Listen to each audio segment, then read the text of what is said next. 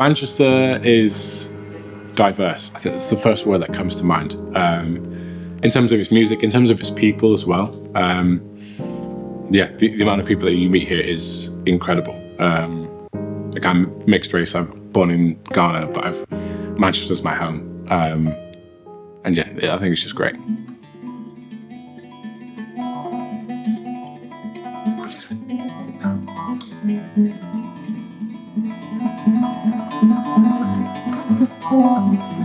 So I think growing up as a musician in Manchester, I've been exposed to so much music, and there's such a diverse musical history here. Obviously, its indie scene is it's very well known, but so is its club scene, its electronica kind of scene, its jazz environments as well. And like now with this kind of hip hop and R&B kind of emerging through, it's just being able to be exposed to so much music, and also because the city's not massively, geographically, it's quite small. You can just go down the street and go to like a venue with completely different music to where you were before. So I feel like it's so easy to kind of be influenced by so much.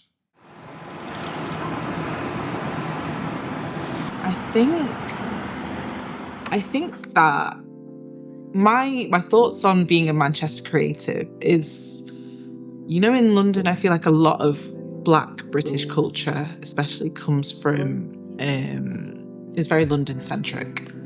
And I think when you're kind of born outside of that bubble, you're really able to kind of create in a way that's very different because you've got a different thing to say. And that's why I think that Manchester creatives are a little bit different. We put our own little like flair on things because we're just trying to be heard, really. I think we're trying to be heard in that sense. Yeah.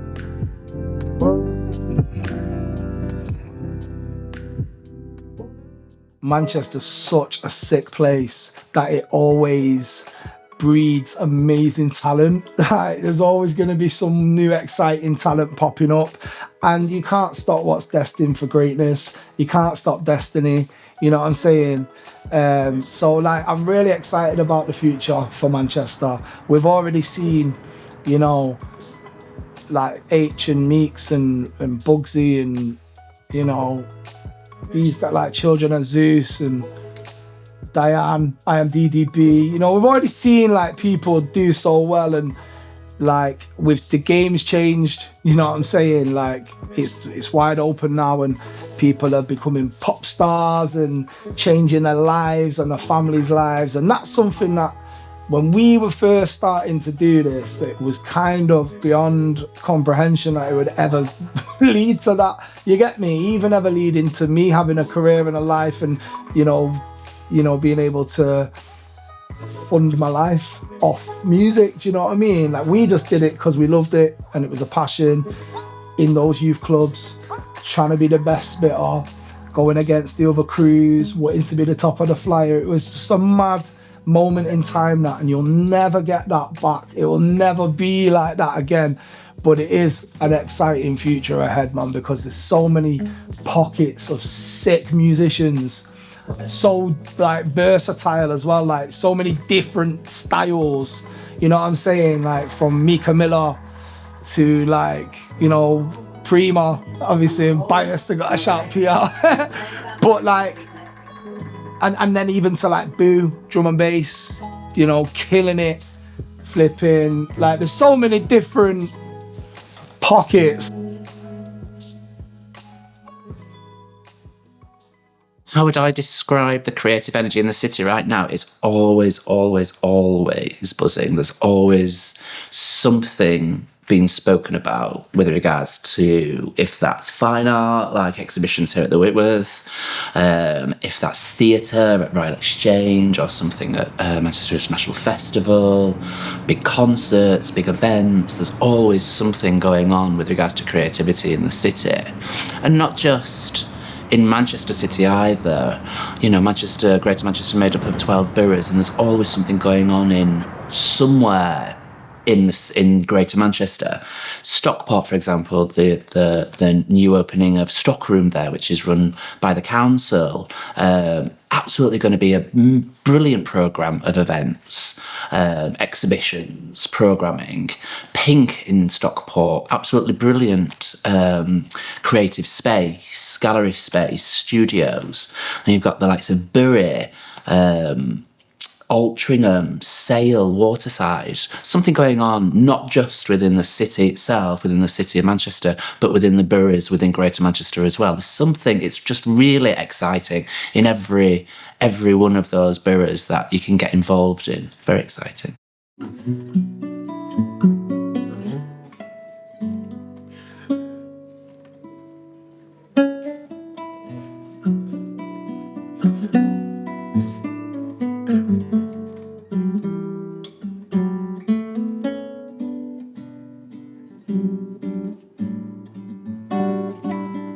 I think being a musician in Manchester at the moment, I think it's great at the minute. There's this whole kind of thing about, oh, you have to be in London to make it and everything, or you have to be in a certain place geographically. But I think with today, I don't think that necessarily is the case. Like with social media, with being able to just access music online, you can be anywhere and do that. And I think the things with Manchester is because there are so many other musicians now that are coming to Manchester from different parts of the country, because you don't need to be anywhere specifically now to kind of really, really excel.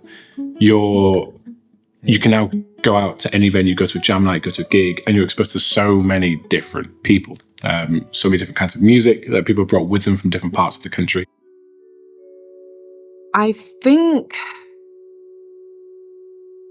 being very honest, building like Black-owned studios in Manchester has been a challenge.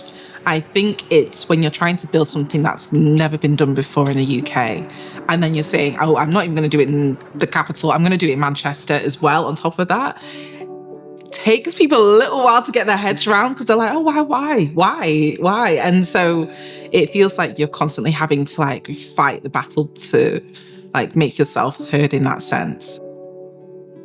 I think for me, what was the saving grace in all of that was like building the community, because there's not really things like this that exist in Manchester specifically. I found that the community was like really, really riding for it. And for me, that was the best motivator to actually like kind of, okay, keep going, because the community is saying like, yes, we're here. We want this to exist. Please keep going with it so it can actually exist in that sense. So I think having that community has been such a blessing, and we've been able to create this space then, and it wouldn't have been possible without that, really. So I, in 2023, developed an exhibition called Undefining Queer, which was 2 years in the making, where we worked with between 15 and 20 LGBTQ plus people from Greater Manchester, where we looked at the Whitworth art collection through a queer lens in order to develop a bank of queer work which hadn't been done before. So this was the first time that this was happening with the Whitworth collection. Even though within our history we've got such a tremendous queer lineage. We had, in the 60s, we had David Hockney's first solo exhibition. In the 90s, we had Derek Jarman's last exhibition that he personally worked on, the last 17 paintings before he died, which we showed, called Evil Queen. So we've got this real historic legacy of queerness and queer exhibition making and queer exhibition display at the Whitworth. And now I'm in my studio and I'm nurturing talent, and I'm putting time and effort and energy and love into people, and also guiding them and protecting them as much as I can. Do you know what I'm saying? Like, obviously everybody's going to make their own choices, but I'm somebody you can pick up the phone to and say, oh, this guy said he wants to manage me and these are the terms, or whatever it may be, whatever the thing might be. Like, it seems to be people like myself running independent studios, and it's a hard graft for us, man. Like, the cost of living's crazy right now. There's there's access to funding pools, but it's very limited, and it's some lengthy process of some sort of, you have to understand the language of funding bids, and a lot of us are creatives and a bit awkward, and we don't also, you make time for the things you need to make time for, but to sit down and do something like that when we're trying to feed our kids, pay our bills, in the way the state of things are at the moment in the country, the cost of living, etc. Yeah, man, we don't really get time to do those things. I'll start with what I think Manchester does well, and that is providing spaces and opportunities for up-and-coming emerging artists.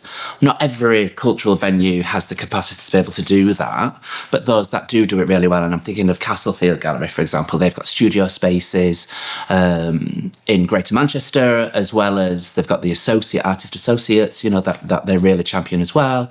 Thinking about Home and their development programme that they've got there, and obviously with the new arches that are opened as well, which anybody can hire. There's some really good programming coming out of Home.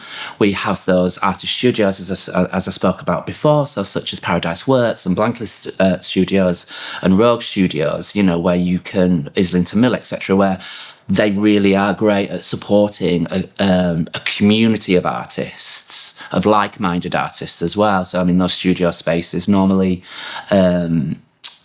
foster this relationship between the different artists, so that you can develop within your own networks, within your own community of studio spaces.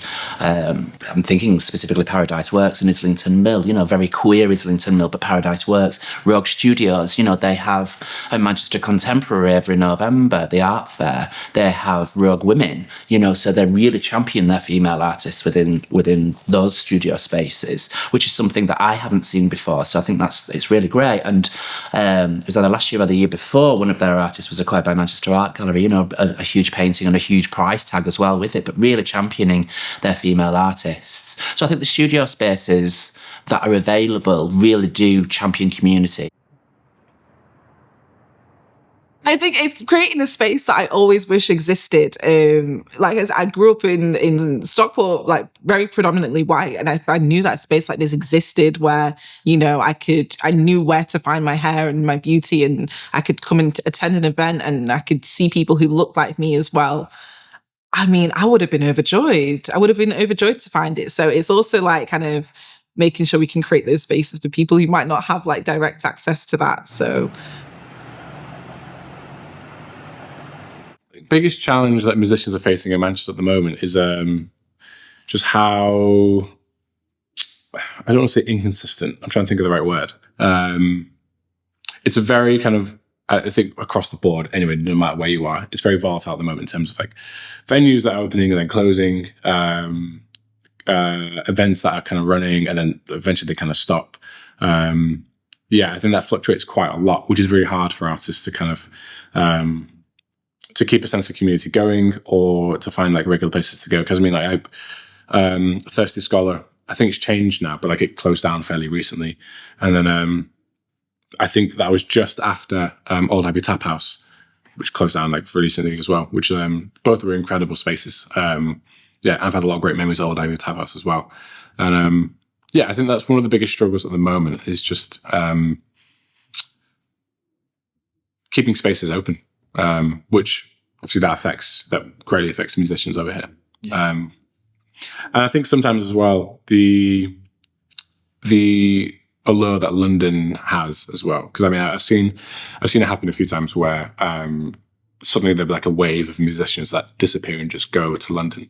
And then it kind of creates this weird kind of vacuum sometimes where certain musicians that were gigging a lot or doing a lot of collaborative stuff up here are no longer able to participate in like Manchester's music scene because they just don't live here anymore. Those are two of the kind of things I notice at the moment. You can't stop 0161, you know what I'm saying? So regardless of us wanting more resources, wanting more support, wanting more access, listen, we're gonna do it come rain or shine. It doesn't matter what you give us. It don't matter.